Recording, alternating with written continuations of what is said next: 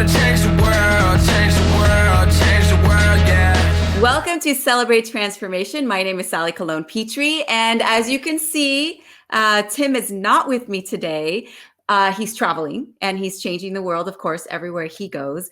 But today I'm so excited because we have a good friend of mine. He is an Ivy League in Ivy League education. He's a positive psychology expert. He's a celebrity happiness coach, published author, speaker, TV producer, TV host, Mr. Rob Mack. Yeah. Welcome. What's up, Sally? Boy, I'm going to come here or need to come here every single day just to get that kind of validation.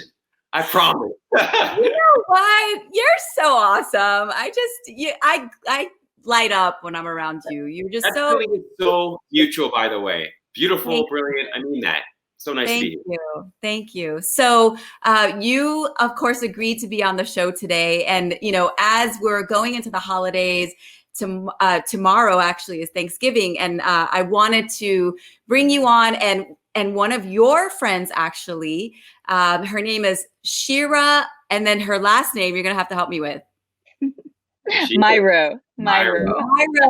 Okay, Shira Myrow, you've been featured on TEDx, which I watched today. It was very, very good. I took so many notes. And you're also a mindfulness psychotherapist. So help us welcome Shira Myrow. Thank you for having me, Sally and Rob. So happy to be here. So we talked before the show today, and I wanted to, one thing that I wanted to talk about that I thought was really important, and Rob, you could say no to this or you decide. That's scary. I'm scared. I know you're scared. I didn't tell you about this. So Rob and I are both single, okay? Who knows why? I don't know. I've been single 4 years. Rob, do you want to say? We kind of both love it, though. We kind of love it, though. We do. We love Yes. it. We love being in a relationship, but we also love kind of being single. Absolutely. So people like Rob and I, who are not in a relationship, you know, I don't know where Rob is. I'm only going to speak for myself. I would like to be in a relationship. You know, I'm ready. I've been single for 4 years. What would you say to someone like me? Because I know there's other women out there, there's other men out there that are struggling to find love in what's going on right now with the pandemic and COVID and, you know, all these apps online, which is so weird to meet people on that. Like, what would you say to someone like me, and maybe Rob if he's looking for love? Okay, well, we'll put Rob over here for a second. Well, first of all, pandemic dating is really hard. It's for all the obvious reasons. And so I would say that for many people, it's just the barrier to entry in terms of, you know, meeting someone, trying to talk through a mask. I mean, it just complicates things. I want to say exponentially, but I don't. On the flip side, I mean, people are looking for love. I want to say that if anything, the pandemic has kind of clarified how important relationships, meaningful relationships are. So I don't want you to give up there. It's interesting because there was a study done. Now dating apps have been out for about 10 years now, and universally everyone hates dating apps. They hate them. And yet I think the vast majority of us think it's the only way to meet people. So, but there are workarounds. And I want to say that the other thing that I think is important is that we tend to, and I think it's a function of the way that dating apps are actually designed. Probably mostly men, but now they have smart people, you know, it's Helen Fisher and Tammy Nelson, like weighing in, trying to sort of make them a little bit more sophisticated, is that they invite us to just swipe in a flash of a second. We don't give anybody the time of day. And I just think it's important for us to be aware that they're designed to do that. They're designed for us to swipe, as opposed to stopping and thinking, wait, they said something kind of witty, or they made a reference to this author I really love, or, you know, they love Middle Eastern food. I do too.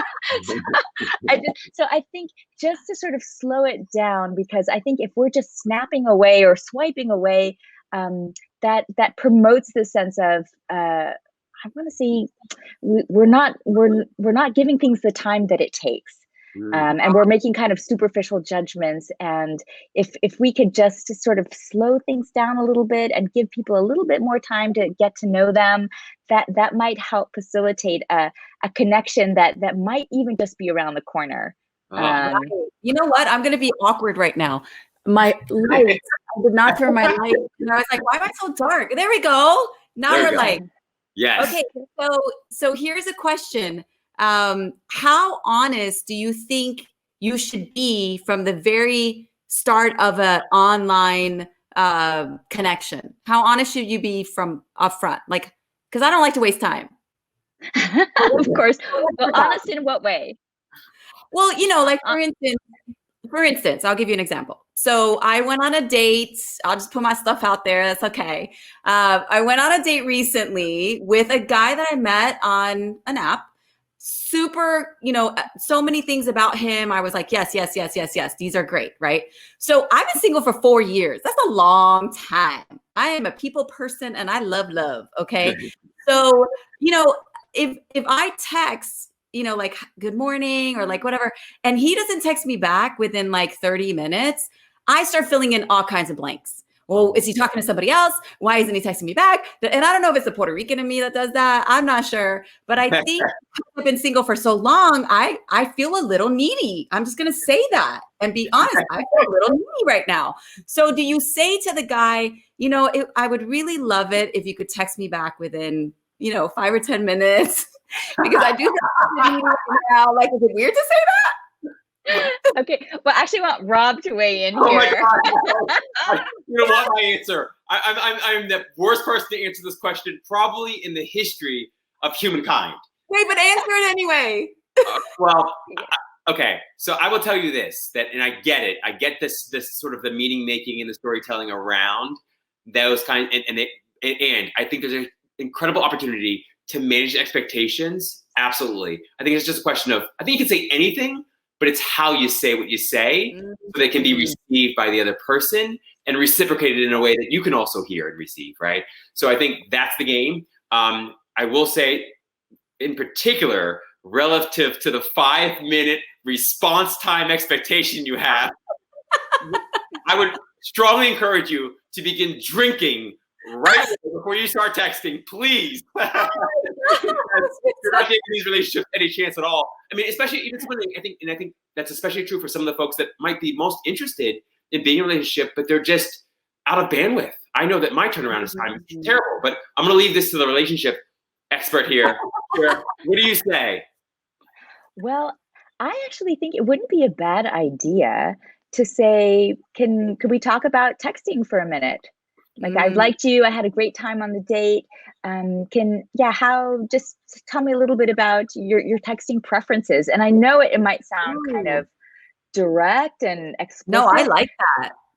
But, let's say that guy, maybe he works 9 to 5 and he's got a high pressure job, or, maybe he's a surgeon, he's not checking his phone in between operations. Right? Yes. So he might not be able to get back to you for very good reasons. So that would be really important information for you to know. Okay. No, I like that. Yeah. No, I like that. And I'm going to tell you this. Go ahead, Rob. No, this is great. Please continue. So I was going to say, so I did tell him, I was very honest. And I said, here's where I'm at. And I kind of and you know what he said to me? I thought this was so awesome. And he, by the way, he's getting a second date because of this. Okay. So he said to me, thank you for being honest with me about how you feel. Because I don't want to go 2 months of going out with you. And then all of a sudden, all of this stuff comes out. He said, it helps me to communicate better with you if I know where you're at. And so when he said that, instead of making it a weird thing, I don't know, I can't get back to you within this much time. But no, he didn't say that. He was like, I appreciate you being honest about it. And now I know how to communicate with you so that you don't go into these weird fill in the blank places. So I really appreciated that he said that. That's great. That's a really good sign. And I think that we've become such an avoidant culture. When Rob and I have talked about this a lot, between the dating apps and the texting and, those ellipses, right? There's nothing worse when you see the ... and then it just disappears and you're anxious. What are they thinking? Why didn't they answer? And so I would say, not in a neurotic, anxious way, but just saying, hey, this is the way I like to communicate. Can you share with me what you like? I mean, that kind of dialogue, in so many arenas is going to help you going forward, and also give you information about that other person, whether they're actually compatible with you or not. If they're super avoidant, I mean, that's going to drive you nuts. I mean, maybe that's some kind of game playing you want to do in your early 20s. If you're over it. Girl, I'm too old for that. No thanks. I'm all peace out.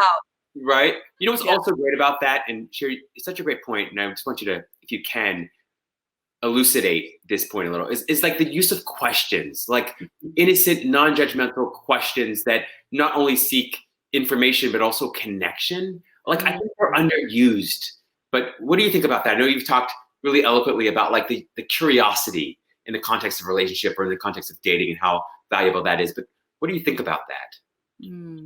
I love that. I so appreciate that question. I do think, let's say if you've gone a long time without dating or been in a relationship, and I also think the technology invites this kind of solipsism, this turning inward, broadcasting on Instagram or Facebook or whatever it is, where you're constantly sort of projecting outward, and we're kind of losing the art of conversation. We're losing the art of listening and taking in body language and looking at your facial gestures and being curious about the other person. So I would say it's kind of twofold, which is one, how do you get to know somebody by asking them questions about their lives and what matters to them and what's important. And then I want to say the other thing is being mindful of when you may start to sort of, monologue. I think, people's propensity to start monologuing is also a red flag. So, and I think we can't help it because, again, like certain structural things in the way that we communicate with tech invites us to do that. So I love that. Being curious about the other is a wonderful starting place. And let's say you're super anxious and you feel like, oh, I'm under scrutiny, because I think that's where our self-conscious minds kind of go. I actually think directing the conversation and inviting questions can also help alleviate some of your anxiety around that. Right. Okay. So for those that don't understand monologuing, can you just go a little deeper into that? Well, Rob, why don't you answer that? It's conducting a Facebook Live on someone else, like just on demand, Facebook Live, 35 minutes, 45 minutes deep. You haven't asked any questions of the other person. You haven't, you don't care. See, I don't get that. Like, here's a pet peeve of mine. When I'm dialoguing with a guy that I've just met and he's like, ask me whatever you want. Give me all the questions you want. And I'm like, okay, so then it just becomes about like what he wants to talk about. Like, I want someone that's like a little bit of questions for you, a little bit questions for me. Like, let's get to know each other. But when guys are like, just ask me whatever you want, a bunch of, ask me more. It's like, I don't know why, but that's a pet peeve of mine. But it's your why. Yeah. Well, I mean, so, go. Well, I want to say that that's right. That's not, I can understand why it might be a pet peeve, because it's kind of it's almost like a fake, I'm an open book, as opposed to like, let's talk. I want to get to know you. I'm curious about who you are. And this was in the New York Times quite a few years ago, but it went viral. It was, I forget how many questions it was, like 30 questions or something, or 50 questions to make you fall in love with someone else. And it was wonderful. I don't know if she ended up writing a book, but they were these kind of deep, probing questions about everything, about what's meaningful to you, about your passions, your desires. And I want to say, for people who are nervous about dating, or maybe even you're doing a Zoom date or something like that, that would be a fantastic set of questions to just kind of think about if you're nervous. Because it is, I hear this all the time, on the dating apps, when people start talking, it's like, hey, sup? How's your day going? Cool. How's yours? Yeah. And you're like, how can we get to something a little bit more real? Right. Yeah. So I want to ask, and this is for both of you guys, how relevant and effective are the 5 love languages? Rob? Wow, Oh, silence. no, I'll say this, and then I'll let Shira sort of, finish the exam. I would say that in my experience, and I'm willing to be wrong on this, but in my experience, it's probably works a lot more effectively if you sort of vet for love language in the choosing space of your dating and courtship process, as opposed to being in a relationship and then trying really hard to change your or the other person's love language. I think it's very helpful and very important to try and, massage your language or learn their love language, whatnot, and vice versa. No question about that. But I would say it's really hard work, and it feels like learning a second language when you're a grown adult. So it's not always easy. It doesn't come always naturally. And in the moments when it matters the most, you often forget it most easily. But I'm open to being wrong about that. Shira, what do you think about that? Well, I think they're valuable and they're conversation starters. But I think, Rob, you're so right, which is your love language may not be your partner's love language. And if they have no reference point, let's say you really love validation, Rob, and that's something that you're craving. But let's say your partner or the person that you're dating grew up in a family where that wasn't a thing and love wasn't expressed that way. Maybe love was expressed through acts of service. Then it might be a learning curve. It might be a learning curve to sort of get to know you and kind of become sensitized to the ways in which you like to be loved.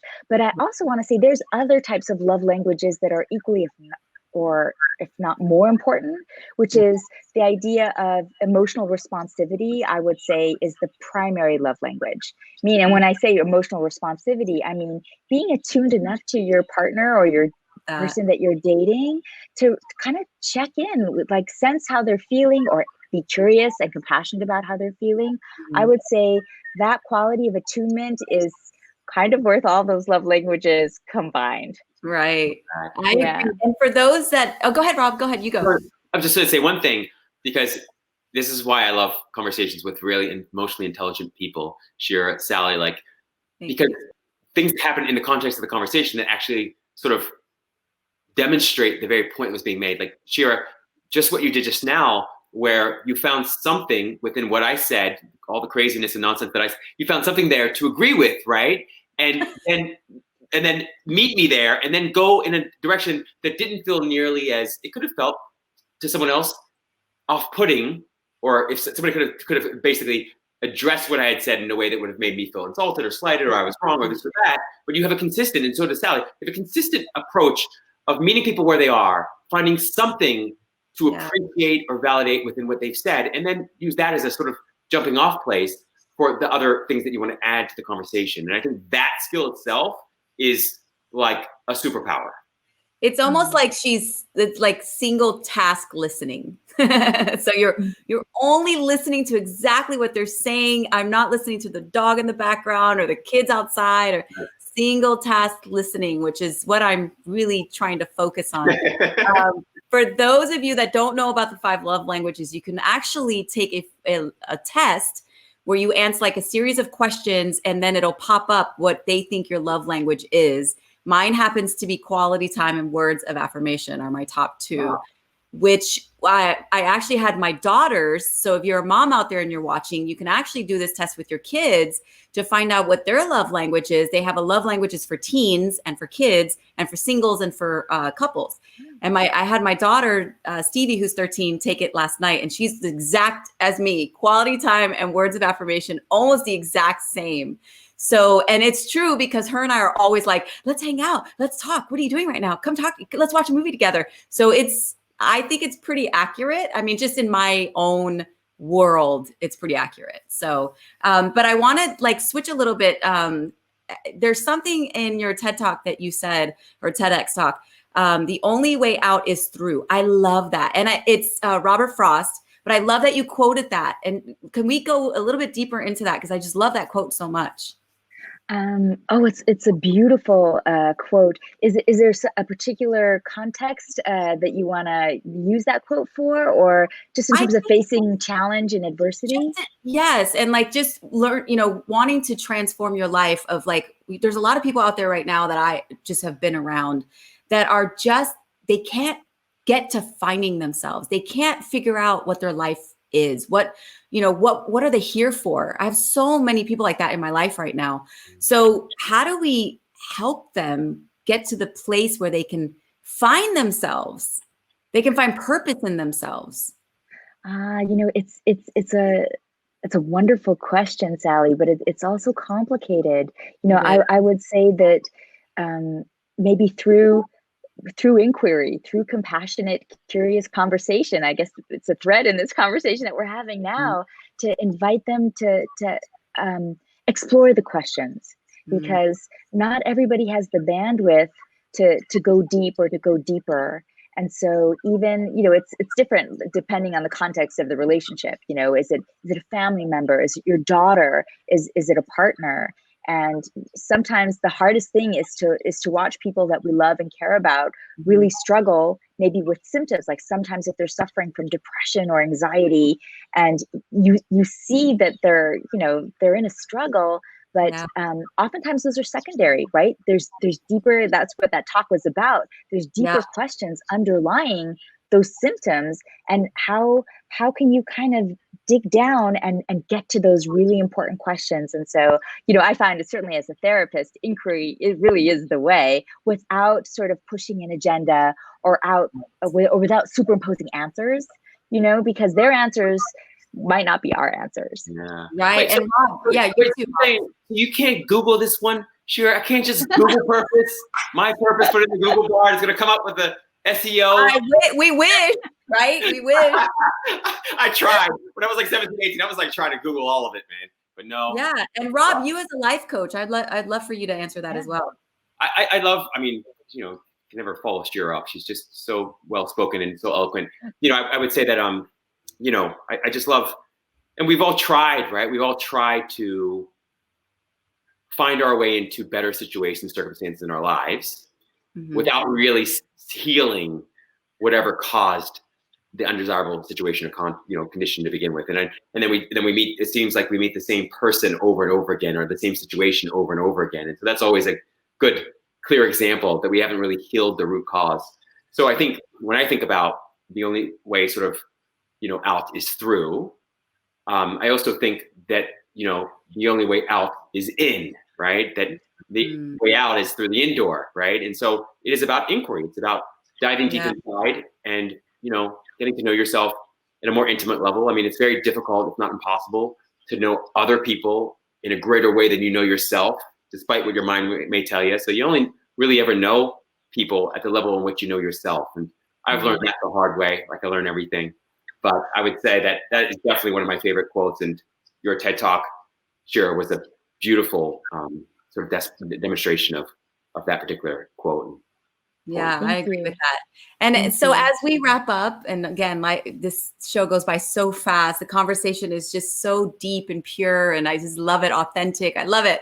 I do want to say, if there's somebody out there right now that you're in struggle, whatever that struggle may be, we're here to help. I am a life coach. I do life transformative type life coaching. Rob, you do happiness, right? Yeah, I basically a friend, good friend. But I work I'm a positive psychology expert, happiness coach, and executive coach. But I mostly just help people feel better. Yeah, and then Shira, tell them what you have that you can offer someone out there right now. Sure. Well, I'm a mindfulness-based psychotherapist. I specialize with couples in particular, but also individuals. From complex trauma, from attachment issues growing up, to create more secure attachment and secure narratives about themselves. So I kind of work on that end, but I'm so grateful to be in such beautiful company, because we need all the help we can get. Yeah, we do. And you know what? Before we end the show, Shira, I just real quick, because tomorrow's Thanksgiving, and you and I had talked about this on the phone beforehand. Just one quick, I don't know, like a couple sentences of like, how do we deal with that difficult, family member when we go for Thanksgiving and they're there's nothing you can do that's good enough for this particular family member. So give us a little bit of like, how do we go into Thanksgiving tomorrow and keep our peace? Oh my gosh. Okay. And Rob, I want you to weigh in on this because I'm not going to talk about being happy, but I'm going to say, right, think about setting boundaries, not in a way where just the walls are all up, but, know going in that there's a potential for maybe, someone to drink too much, or for politics to come up, or maybe COVID to come up where you're not on the same page, and kind of be aware. The other piece that's really important, and, we talk about this every week prior to Thanksgiving, which is the family regression syndrome, which is that the probability that you're going to walk into a family system that is not going to see you for who you are as an adult, for all the work that you've done on yourself, expect that so that you can modify your expectations. So they're not going to see that you've been through all this transformation and work and spiritual development. They're going to see you as that 17-year-old. And it can be maddening, but if you can just kind of stay mindful and stay present, then you don't have to go there. So it's a choice to regress. Boundaries. Set those boundaries, people, before you walk into that dining, that home that the big sister's hosting or whatever it is. Rob, do you want to weigh in? Yeah. I just support all that. What she said, absolutely. I'd also say lots of breaks. Keep interaction short and sweet. Critical. The other thing is spend more time breathing from the stomach than you do hearing everything everybody's saying. And then I'd say that probably third is, if you can't be kind or positive, be quiet. If you can't be quiet, be positive or kind. Like that's my number one. Good. Yeah. Not everything for yourself. Yes. So at my family's house, we just turn on some salsa music and everything is better. Your house. Your house for Thanksgiving. You're kind of my house. You're invited. Come on. Me too. So I just want to thank you both for joining us today on Celebrate Transformation. And again, if you're out there and you're looking for a life coach or just someone to talk to help you kind of unpack certain things, get yourself unstuck from being stuck, all our information is below. Reach out to us. We're here to help you. Thank you all so much for joining us on Celebrate Transformation. We will see you next week. Have a beautiful, boundaries up, lovely Thanksgiving. And again, what Rob said, if you don't have anything good to say, don't say nothing at all. So we'll see you next time on Celebrate Transformation. Bye-bye.